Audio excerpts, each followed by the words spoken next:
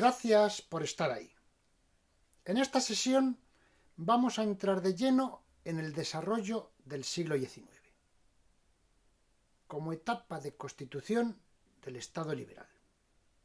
Hasta este momento, con la Constitución de Cádiz y el Trienio liberal, hemos asistido a amagos del liberalismo sofocados después por la vuelta del absolutismo. Tras la muerte de Fernando VII, no hay marcha atrás. Empezamos. Aquí tienen la línea de tiempo del siglo XIX con el desarrollo del Estado liberal. En la presente sesión nos vamos a centrar entre la muerte de Fernando VII y el año 1840. Corresponden a la regencia de María Cristina de Borbón y dos Sicilias, cuarta esposa de Fernando VII y madre de Isabel II. En este periodo se produce la primera guerra carlista, puesto que su cuñado, el hermano de Fernando VII, Carlos María Isidro, no acepta el testamento que había eludido la ley sálica que prohibía reinar a las mujeres y, por tanto, Carlos se proclama rey legítimo, queriendo mantener el absolutismo y prometiendo respetar los fueros. Un periodo en el que, además del absolutismo, tenemos presente la carta otorgada que fue el Estatuto de 1834, un breve periodo en el que vuelve a imponerse la Constitución de Cádiz de 1812 y, finalmente, la Constitución de 1837. Vamos a ver algunas valoraciones generales. En el libro de Stanley Payne, el profesor de Historia de la Universidad de Wisconsin, España, una historia única, que ya hemos manejado en otras ocasiones, aborda los problemas del liberalismo español y del tradicionalismo. Payne señala que tanto la izquierda como la derecha han considerado al liberalismo español un fracaso. No obstante, advierte que esa idea de fracaso es una caricatura o un estereotipo exagerado, puesto que el liberalismo dominó la vida política española y gobernó durante alrededor de un siglo. En ese punto, añade, si fue un fracaso, fue bastante largo. Asimismo, asegura Payne que el carlismo fue el principal movimiento político de masas, prácticamente el único, en la España del siglo XIX. La fuerza del carlismo, dice, se correlacionaba con el vigor del sentimiento religioso y del monarquismo ultra de una sociedad mayormente tradicional. Los liberales, continúa, no ganaron por el hecho de que hubieran podido ganar un plebiscito nacional, algo dudoso, sino porque controlaban el Estado y el ejército y porque contaban con el apoyo exterior. Gran parte de las clases altas, que habría cabido esperar partidarias del tradicionalismo, en realidad apoyaron a los liberales en parte porque el carlismo les parecía en gran medida un amenazador movimiento popular de campesinos pobres, ya que con frecuencia en las partidas carlistas se apreciaba un odio a los ricos. Preponderancia militar, régimen de las clases medias e incapacidad del poder civil. Jaime Balmes, un pensador católico conservador, defensor de la monarquía de Isabel II, en el periódico El Pensamiento de la Nación, en un artículo titulado La preponderancia militar, hizo en 1846 uno de los análisis más lúcidos sobre la situación de la España de su tiempo. Explica que el poder está en manos de militares porque el poder civil se muestra incapaz de controlar la situación. La prolongada preponderancia militar durante 35 años, que siguen a la crisis bélica con que se inauguró el siglo XIX, no es un hecho casual. El pronunciamiento de Riego, en 1820, en Cabezas de San Juan, había creado el hábito de recurrir a la fuerza militar para resolver conflictos políticos, hábito que se confirmará por la guerra civil y por la participación del ejército en campañas exteriores. La incapacidad del sistema electoral para crear un poder civil firme, dado que había un voto censitario dependiente del pago de impuestos y procedimientos totalmente corruptos, hace que se recurra una y otra vez a militares con prestigio en su ámbito profesional. Generales como San Miguel, Fernández de Córdoba, Espartero, Narváez, O'Donnell, o con un epígono en el entorno a la Revolución del 68, con los generales Serrano, Prim, Pavía, para solucionar conflictos políticos. Tendencia que se prolongará en el siglo XX, con los generales Primo de Rivera y Franco, y que quedará quebrado, por ahora, tras el intento de golpe de Estado del 23F de 1981. Palacio Attar añade que el poder militar es como un poder mesiánico, que emerge cuando el poder civil se muestra incapaz de controlar la situación. Es la confianza ciega puesta en un hombre que arregla las cosas con su sola presencia. Estos generales del siglo XIX eran liberales, o con mayor precisión, constitucionalistas. Narváez, que pasa por el menos liberal de todos ellos, respetó el principio constitucional, trató de evitar la oscilación pendular reacción-revolución. Evitó, en efecto, el autoritarismo reaccionario que había tenido Fernando VII tras el trienio liberal.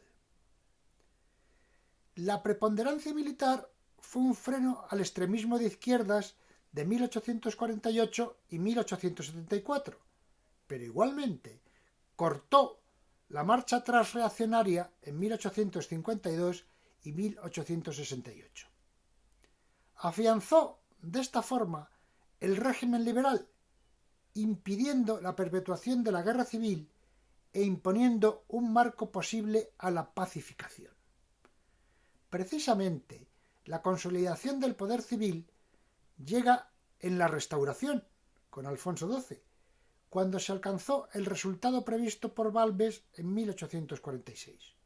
Hubo, efectivamente, un auge del poder civil, pero la corrupción del sistema de alternancia de partidos y el poder que se dio a los caciques en los pueblos acabaría por derribar ese régimen con una nueva preponderancia militar, la del general Primo de Rivera en 1923. Minoría de edad de Isabel II, guerra civil y reformas moderadas a la vez. El 3 de octubre de 1833 se hace público el testamento de Fernando VII que confirma a su hija Isabel, de 3 años, heredera al trono y nombra a su madre, María Cristina de Borbón dos Sicilias, reina gobernadora hasta la mayoría de edad de la niña. Fernando VII había abolido la llamada ley sálica, que impedía reinar a las mujeres.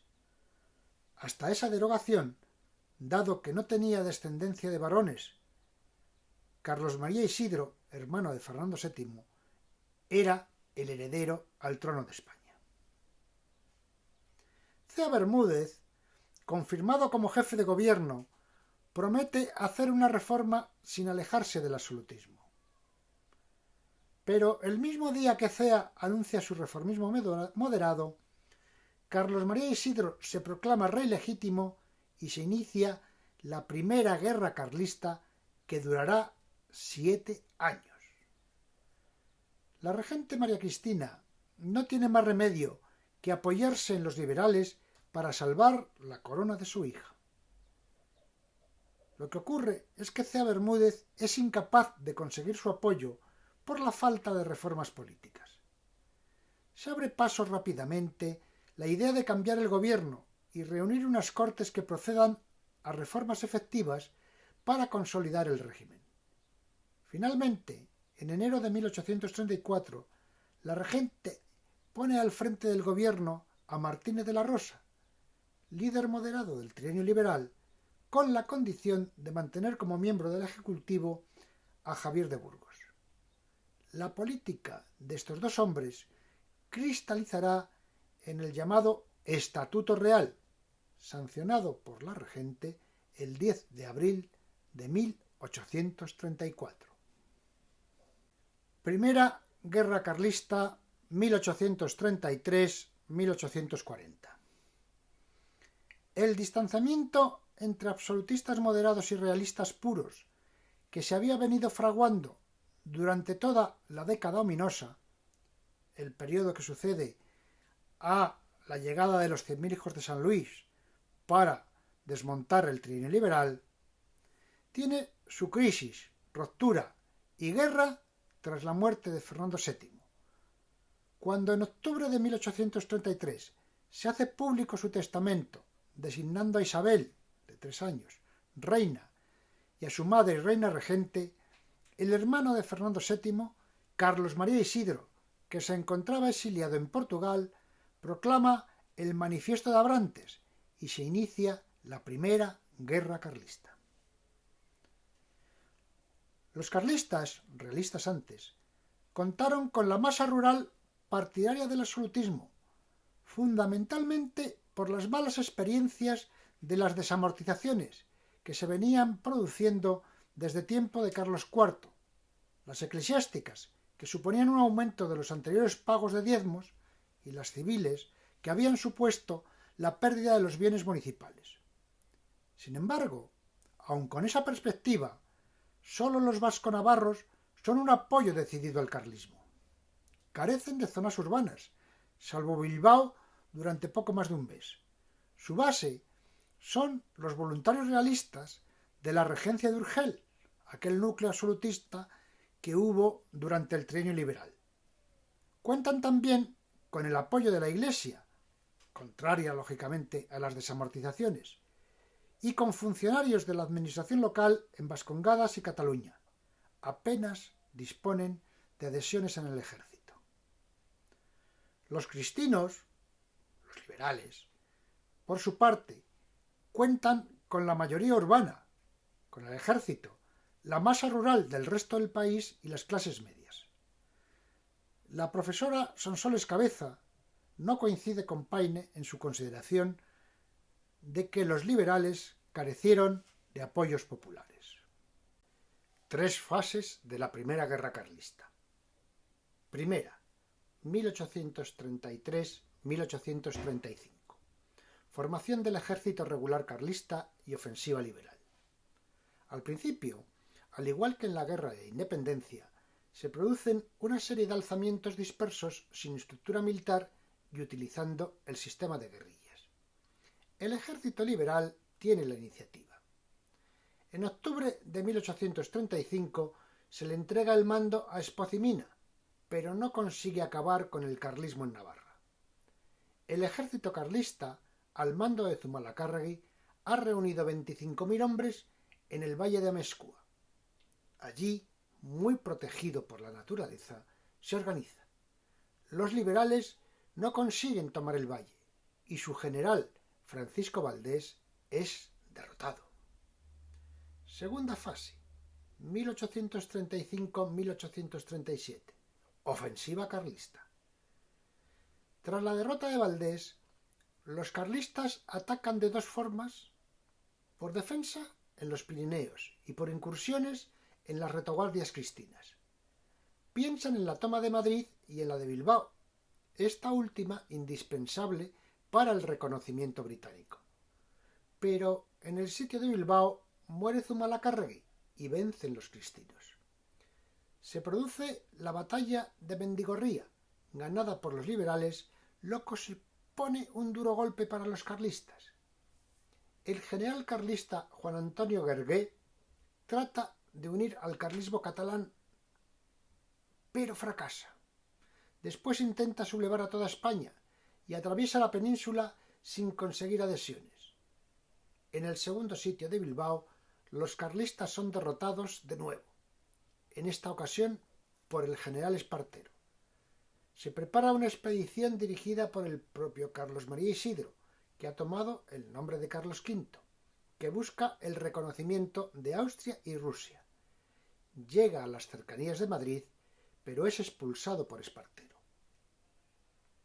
Tercera fase, 1838-1840. Descomposición del carlismo y abrazo de Vergara. Después de la derrota de Bilbao, hay una facción carlista que apoya el fin de la guerra, viendo improbable la victoria. Los carlistas se limitan a defender las zonas que controlan hasta que la falta de efectivos les obligan en 1839 a firmar el llamado Abrazo de Vergara, suscrito en Oñate, Guipúzcoa, el 31 de agosto de 1839, entre Espartero, general cristino, y Maroto, general carlista. En el acuerdo se reconocieron los grados militares de los que habían luchado en el ejército carlista y se hizo una ambigua promesa de respeto de los fueros vasconavarros. No obstante, un sector del carlismo, incluido el propio Carlos María Isidro, no aceptaron el acuerdo y marcharon al exilio a la espera de una nueva oportunidad. En la zona del Maestrazgo, Castellón, el general carlista Cabrera mantendrá el conflicto un año más, hasta 1840. Espartero, el general Espartero, es el claro vencedor. Estatuto Real de 1834, proclamado en plena guerra carlista. El Estatuto Real, carta otorgada, tiene como objetivo principal proceder a la convocatoria de Cortes. Se fundamenta en las leyes tradicionales de la monarquía, las partidas y la nueva recopilación, desechando la base liberal de las constituciones. El estatuto no es en absoluto una constitución. Su articulado se dirige a la formación y funcionamiento de las Cortes, que estarán constituidas por dos cámaras. Cámara Alta, próceres del reino, formada por las altas categorías de la nobleza, iglesia, administración y los mayores contribuyentes nombrados por la reina regente. Serán de carácter hereditario para los grandes de España con rentas superiores a los 200.000 reales al año y resultarán elegibles para los que dispongan de rentas por encima de 60.000 reales al año. La Cámara Baja de Procuradores del Reino está formada por representantes elegidos entre los que disponen de condiciones económicas elevadas. Es que el voto es censitario. Para poder votar depende del nivel de tributación a Hacienda y serán sólo varones de más de 35 años que posean rentas superiores a los 12.000 reales anuales. Son condiciones muy duras para ser elector y sobre todo para ser candidato.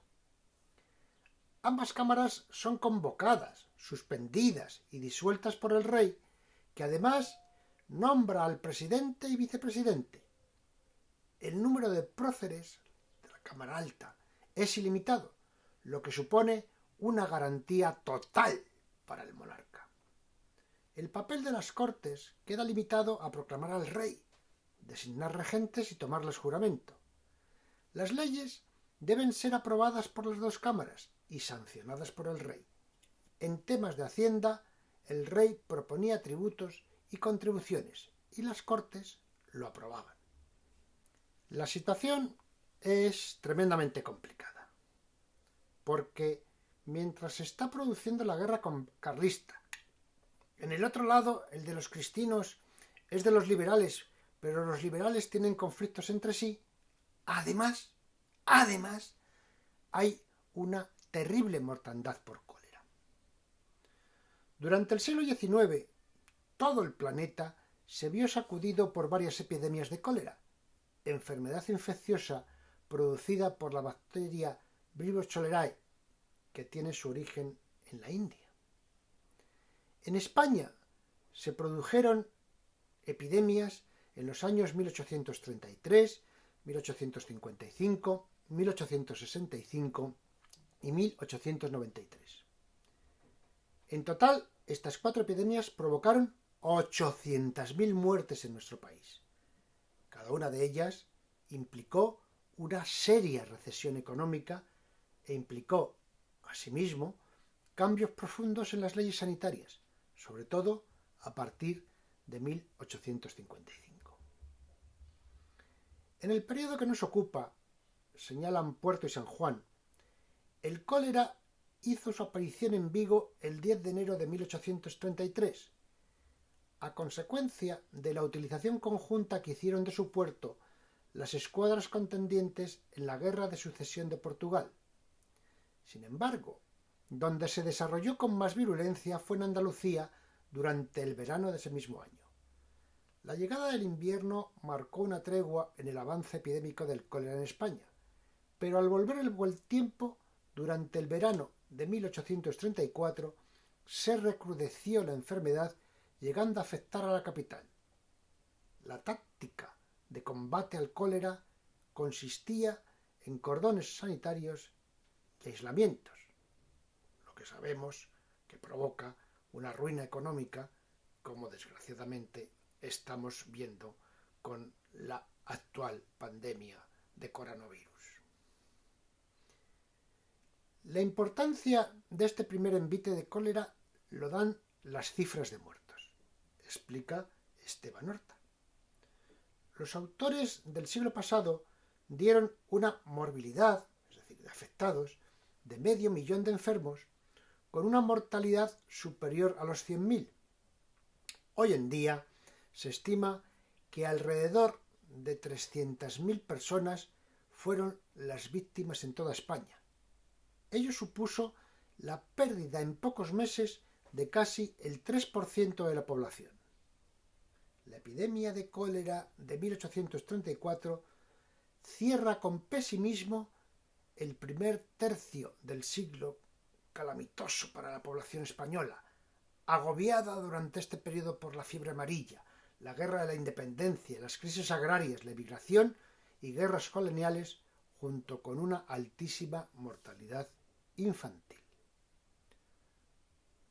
Un suceso, estamos en mitad de una guerra que es carlista y apoya a los que apoya la Iglesia, se produjo una matanza de frailes en Madrid en 1834, concretamente el 18 de junio. Fueron asaltados distintos conventos del centro de Madrid, la iglesia de San Isidro, la de San Francisco el Grande, y asesinados 73 frailes y 11 resultaron heridos, a causa del rumor que se extendió por la ciudad de que la epidemia de cólera que asolaba desde fines de junio y se había reproducido el día 15 de julio, se había producido porque el agua de las fuentes públicas había sido envenenada por los frailes. El resultado de poco más de 12 horas de violencia fue una orgía de sangre y venganza. Era la primera vez que la Iglesia se veía sometida a actitudes incontroladas de sus mismos fieles.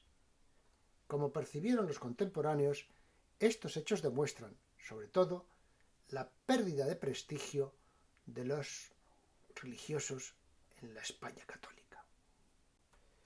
La regenta se casa en secreto y hace pingües negocios. A los 3 meses de la muerte de Fernando VII, su viuda, la regente María Cristina de Borbón, se casó en secreto con Agustín Fernando Muñoz, sargento de la Guardia de Corps, hijo del estanquero de Tarancón, en Cuenca, que luego sería nombrado duque de Riansares. De haber hecho público el matrimonio, María Cristina habría perdido sus derechos a ejercer como reina regente. Con este segundo marido tuvo 8 hijos.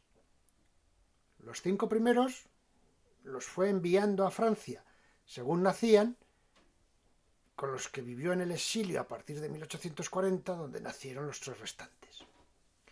Los embarazos trataba de disimularlos con amplias faldas, pero en los mentideros de Madrid corría el chascarrillo: la regenta es una dama casada en secreto y embarazada en público. En la reseña de una nueva biografía de María Cristina, escrita por Paula Cifuentes y publicada recientemente en la editorial Ariel, David Barreira señala en el Magazine del Español que lo que saca a la luz es que la regente siempre adjuró de los progresistas y no concibió más apoyos que el de los moderados. Nunca entendió que España requería en ese momento una reina constitucional, que el antiguo régimen había sido derrocado, y tampoco se lo hizo ver a su hija, hacia quien manifestó un desapego sangrante, pero por la que hizo todo lo posible para que alcanzara el trono. Paula Cifuentes sostiene que Fernando Muñoz, el segundo marido, es el verdadero culpable de que María Cristina haya pasado a la historia como una pésima reina, especialmente por sus desmedidas ambiciones económicas. Muñoz metió baza en todos los negocios, tanto en las colonias, en el mercado negrero y en el del azúcar, como en España, para granjearse una fortuna incalculable. Óscar Medel explica que la correspondencia personal entre la reina María Cristina de Borbón y su segundo esposo Fernando Muñoz, recientemente adquirida por el Archivo Histórico Nacional, revela la complicidad de militares, políticos y banqueros en los negocios de la pareja.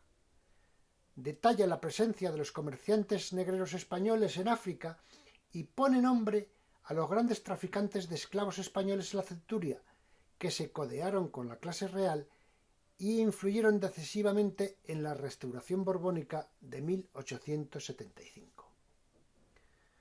María Victoria Rodríguez aporta más datos.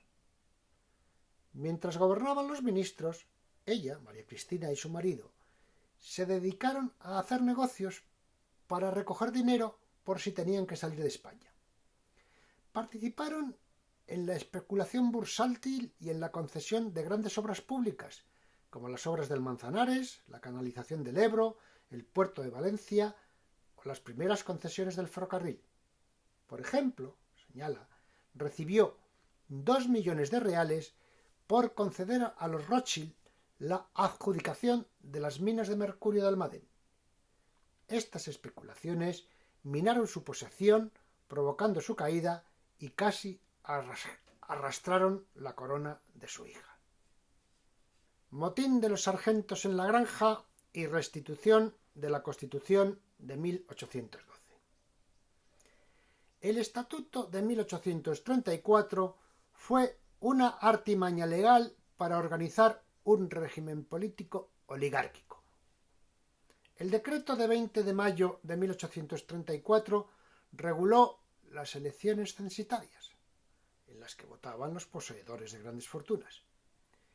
En las primeras participó el 0,15% de la población. En las segundas, el 0,06%. Nada funcionaba y finalmente la regente tiene que cesar al moderado Martínez de la Rosa al frente del gobierno en junio de 1835. Le sustituye el conde de Torero, que tampoco contiene la situación, y hay juntas en Barcelona, Cádiz y Málaga que aumentan su poder local mientras continúa la guerra carlista. Se llama, como solución, a Juan Álvarez Mendizábal, un banquero liberal progresista que se había exiliado en Londres después del trienio liberal. Mendizábal forma un nuevo gobierno en septiembre de 1835. Reúne a las Cortes a las que somete proyectos sobre la libertad de prensa, la responsabilidad ministerial, la ampliación del cuerpo electoral y obtiene un voto de confianza para realizar una desamortización. Nuevo movimiento pendular y la regente María Cristina, el 15 de mayo de 1836, cesa a Mendizábal y lo sustituye por Estúriz, que aunque inicialmente había sido un progresista, se había convertido en un ferviente moderado. Este cambio es rechazado por parte de las juntas y da lugar a un pronunciamiento militar, en este caso utilizando a los sargentos de la Guardia Real en el Palacio de la Granja de San Ildefonso, donde la reina pasaba el verano con su marido secreto. El 12 de agosto violentan el dormitorio y llegan a amenazar con degollar al consorte Fernando Muñoz. María Cristina cede, proclama vigente la Constitución de 1812 y convoca Cortes según se promueve en esta Constitución. La desamortización de Mendizábal. Lo primero que hay que advertir es que la de Mendizábal era la sexta desamortización de bienes eclesiásticos y de ayuntamientos que se produjeron en España. Fueron previas la de Carlos III en 1767, la de Godoy en 1789, la de José Bonaparte en 1809, la de Argüelles en 1813 y las del Trienio Liberal entre 1820 y 1823. Las desamortizaciones eran un recurso del Estado para paliar la altísima deuda pública. Apunta la historiadora María Victoria Rodríguez que la propaganda eclesiástica toma a Mendizábal como cabeza de turco de todas las culpas de la desamortización, cuando sabemos que fue un proceso largo que duró más de un siglo y que tuvo varias fases. Es decir, parece que fue el único desamortizador. Insistimos, hubo muchas y siguieron, porque después estará la desamortización de Madoz. Mendizábal fue presidente del Consejo de Ministros entre 1835 y 1836 y ocupó las carteras de Hacienda y Estado en varios gobiernos progresistas entre 1835 y 1843. En los meses de febrero y marzo de 1836 se promulgan los reales decretos sobre la disolución e incautación de los bienes de las órdenes religiosas. Con ellos se procedía a la nacionalización y venta en pública subasta al mejor postor de los bienes rústicos y urbanos, muebles e inmuebles, edificios y todos los enseres, incluidas valiosas bibliotecas y obras de arte expropiadas a la Iglesia. Primero, los pertenecientes al clero regular, monasterios y conventos. Al año siguiente, en 1837, otra ley, una ley de bienes nacionales, amplió la opción a sacar a la venta los bienes del clero secular, los de las catedrales e iglesias en general, proceso que no culminó hasta 1841 durante la regencia de Espartero. Quedaron excluidas de estas medidas los edificios destinados a la beneficencia, hospicios y hospitales, y a la educación, universidades y colegios. Una vez expropiados los bienes, eran subastados en presencia de un juez y adjudicados al mejor postor. Los compradores podían efectuar los pagos en un plazo de 8 años y abonar el precio en metálico. Solo ocurrió así en el 15% de las ventas, o en títulos de deuda pública. Hoy se conocen como letras del Tesoro, bonos del Estado o obligaciones del Estado.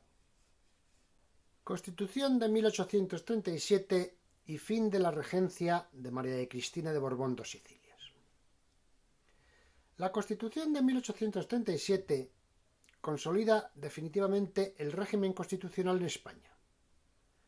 La función de las constituyentes de 1836 era la reforma del texto de Cádiz de 1812, pero el resultado fue una constitución diferente. La idea directriz fue encontrar un término medio entre la Constitución de Cádiz y el Estatuto Real, que fuera aceptado por progresistas y moderados. Con esta intención se mantendría la Declaración de Soberanía Nacional y de Derechos Ciudadanos del texto gaditano, pero se corregía el sistema institucional, quitándole el radicalismo con la introducción de una segunda cámara, la concesión de mayores poderes al rey y el cambio del sistema electoral, también censitario según el nivel de renta, pero que quedaba fuera, excluido del texto de la Constitución. El rey se confirma como un monarca limitado. Es inviolable, siendo sus ministros los responsables. El Poder Judicial, por primera vez denominado así, tiene la garantía de la independencia de los jueces. La aprobación del presupuesto debe ser anual y constituye el arma más importante de las Cortes. El rey nombra al gobierno, pero se requiere que tenga el respaldo de la mayoría de las Cortes. La Constitución fue aceptada por la regente en nombre de la reina Isabel II el 17 de julio de 1837. Las elecciones de septiembre de 1837 fueron las primeras celebradas según la nueva Constitución. Se dan una sucesión de gobiernos moderados, inestables, dada la fragmentación que ya existía en ese ala del liberalismo. Tras la victoria de los progresistas en 1839 y la negativa del moderado Pérez de Castro a ceder el poder, prefiriendo disolver las Cortes y convocar nuevas elecciones en 1840, cuando ya han terminado la Primera Guerra Carlista con el abrazo de Vergara, que hemos visto hace un momento, se suceden una serie de revueltas conocidas como Revolución de 1840 por parte de las juntas provinciales de las ciudades que reclaman mayor poder municipal. María Cristina llama al general Baldomero Espartero, vencedor de los carlistas y progresista, para que pacifique la situación. Pero finalmente, el 12 de octubre de 1840, ella renuncia a la regencia y marcha al exilio. Espartero queda como presidente del gobierno y, en ese momento, regente interino de la reina niña Isabel II. Se cuenta que en una entrevista que tuvieron en Valencia entre Espartero y la regente María Cristina, éste la amenazó con que si no dimitía haría público su matrimonio secreto, lo cual la anulaba porque no coincidía con el testamento. Ella cedió y se fue al exilio.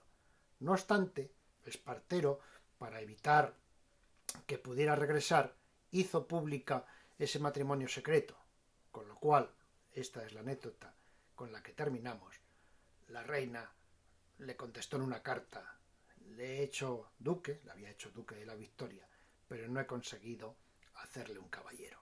Se lo decía porque había faltado a su palabra.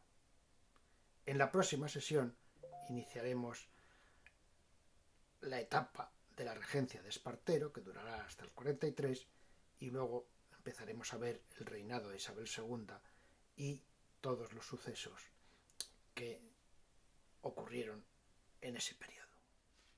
Les agradezco su atención. Espero que les haya gustado y que si les ha interesado, profundicen. Les recomiendo fervientemente que lean alguna de las novelas de los episodios nacionales de Benito Pérez Galdós. Son una maravilla para comprender esta etapa de nuestra historia. Ya hemos avanzado por dónde vamos a seguir. Es decir, vamos a transitar por el convulso reinado de Isabel II y asistiremos a dos revoluciones. Una sin éxito y otra que acabó con la monarquía. Y, por favor, como les digo siempre, cuídense